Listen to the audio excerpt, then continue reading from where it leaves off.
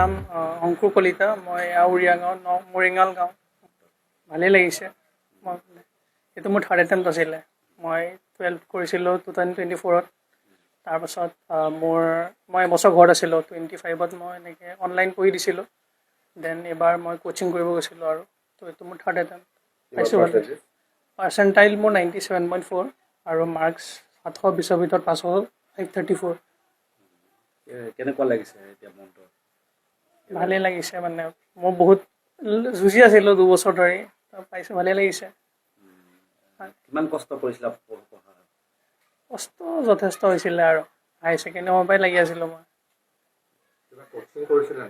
Coaching মই যোৱা বছৰটো মই অনলাইন কৰিছিলোঁ ফিজিক্সৱালা, আৰু এইবাৰ মই আজমল চুপাৰফৰ্টিত গৈছিলোঁ। তাতে আছিলোঁ মই এবছৰ।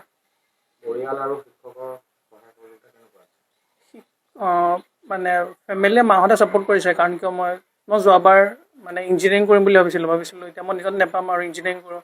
তো মাহঁতে ক'লে কি নাই আৰু এবাৰ দে। তো আৰু মোক চুপাৰ 40ত পঠিয়াই দিলে। তো চুপাৰ 40টো টিচাৰ্ছবোৰ বহুত ভাল আছিলে। তো তেনেকৈ ছাপোৰ্টতে হৈছে আৰু গোটেইখিনি। নতুন প্ৰজন্ম যদি কোনোবাই ষ্টাৰ্ট কৰিছে, মানে মইতো ক'ম অলপ সোনকালৰ পৰা ষ্টাৰ্ট কৰি দিয়ক। যদি 9-10ৰ পৰাই পাৰে তে কৰি দিয়ক।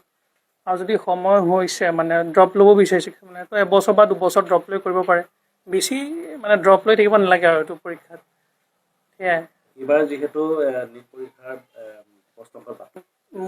মোৰ কাৰণেতো সেইটো অলপ বেয়াই হ'ল, কাৰণ কিয় মই যোৱাবাৰতকৈ মোৰ মানে 100 নম্বৰ কমি গ'ল। মোৰ যোৱাবাৰ 640 আছিলে, এইবাৰ 534। গতিকে মোৰ পঢ়াও নহ'ল সিমান, কাৰণ মই মানে যিহেতু কিতাপ পত্ৰ চব বাদ দি দিছিলোঁ। মই তাতে থৈ আহিছিলোঁ, বহুত কিতাপ মই নাপালোঁ বিচাৰি। তো পঢ়াত মানে অলপ অসুবিধা হ'ল আৰু এইবাৰৰ কাৰণে। ভাল লাগিছে, বহুত ভাল লাগিছে। সি কষ্ট কৰিছে, যথেষ্ট কষ্ট কৰিছে। তাৰ কষ্ট দেখি মোক কেতিয়াবা বেয়া লাগি যায়। গতিকে বহুত ভাল লাগিছে, আনন্দ লাগিছে, বহুত সুখী হৈছোঁ। মই ভাবিছিলোঁ সি ক্লাছ 9ৰ পৰাই সি কষ্ট কৰিছে যে মই মেডিকেলত চেষ্টা কৰিম, আৰু সি প্ৰথমবাৰ বেয়া হৈছিলে, কিন্তু এতিয়া সি বহুত কষ্টৰ মূলত আজি ভাল ৰিজাল্ট এটা আনিছে। আমি বহুত সুখী হৈছোঁ। যথেষ্টখিনি আনন্দিত হৈছোঁ। আজি 2 বছৰ ধৰি সি এনেধৰণে যুঁজি আছিলে। সেই কথা মানে কি, মই যিহেতু মাক হয়, সি যেতিয়া ঘৰত অনলাইন পঢ়িছিলে সেইখিনি অন্য কোনো বুজি নাপাব, নিজৰ মাকজনীয়ে বুজি পায়। ঘৰত এটা ল'ৰাই যেতিয়া ঘৰত অনলাইনত এটা মেডিকেল পঢ়ি থাকে, সেই মাকজনীয়ে কিন্তু কথাটো সঁচাকৈ গম পায়। কিন্তু সি বহুত যথেষ্ট কষ্ট কৰিছিলে। কোনোবা দিনা মোক এনেধৰণেও সি কৈছিলে, মা মোৰ আঙুলিটো বহুত বিষাই যায়, মা মোৰ বোকাত ভৰিটো থৈ ৰাতিপুৱা ভৰিটো মোৰ বহুত বিষাই যায়, ভৰি তলেদি জিনজিনাই যায়। মই ৰাতি উঠি আকৌ তাক আঙুলি মালিচ কৰোঁ, ভৰি মালিচ কৰোঁ। যথেষ্টখিনি মই কষ্ট কৰিছিলোঁ। কিন্তু সি যোৱাবাৰ আপোনাৰ 15 নম্বৰৰ কাৰণে সি নাপালে। এতিয়া সি এনেকুৱা ডিপ্ৰেশ্যনত ভুগিছিলে নহয়, সেই কথা মানে মই ভাষাৰে বুজাব নোৱাৰোঁ আজি, বুজিছেনে? সেই কথাটো কিন্তু আজি ৰিজাল্ট দিবৰ দিনাখন মোৰ যথেষ্টখিনি মনত পৰিছে।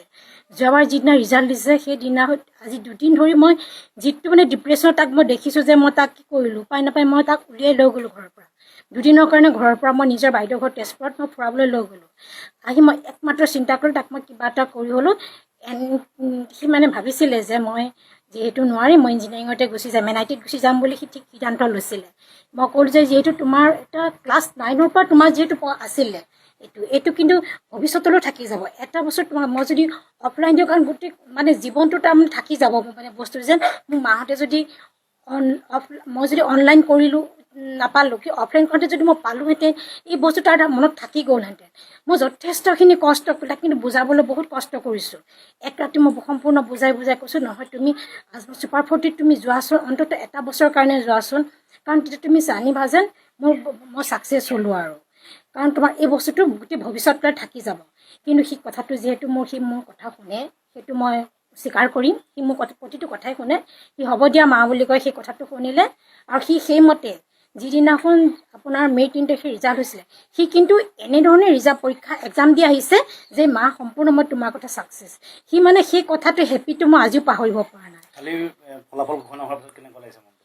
যোৱাকালি ভাল লাগিছে, যথেষ্টখিনি মোৰ ভাল লাগিছে। মানে সেই কথা কি ক'ম আৰু, সিটো সাফল্য লৈছে। সি তথাপিতো কৈছে মা 3 তাৰিখৰ নিচিনা কিন্তু মই ৰিজাল্ট কৰিব নোৱাৰিম।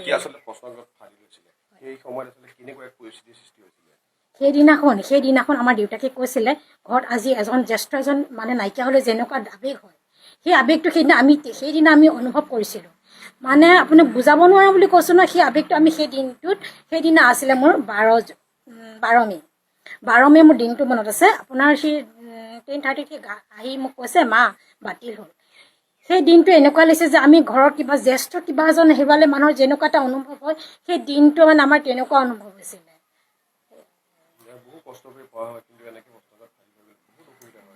ভাবিব নোৱাৰা মানে কি পেৰেণ্টছে মাকে মই দেখি থাকোঁ ন, কাৰণ তাক মই 24 টাইম পাওঁ। মাকে যিহেতু পায় আৰু মাকে বুজি পায় সেই কথাটো যেন কিমান এখন পেপাৰ ফাদিল হোৱাৰ পিছত কিমান কষ্ট পায়, সেইটো মানে পেৰেণ্টছে বুজি পায় দেই।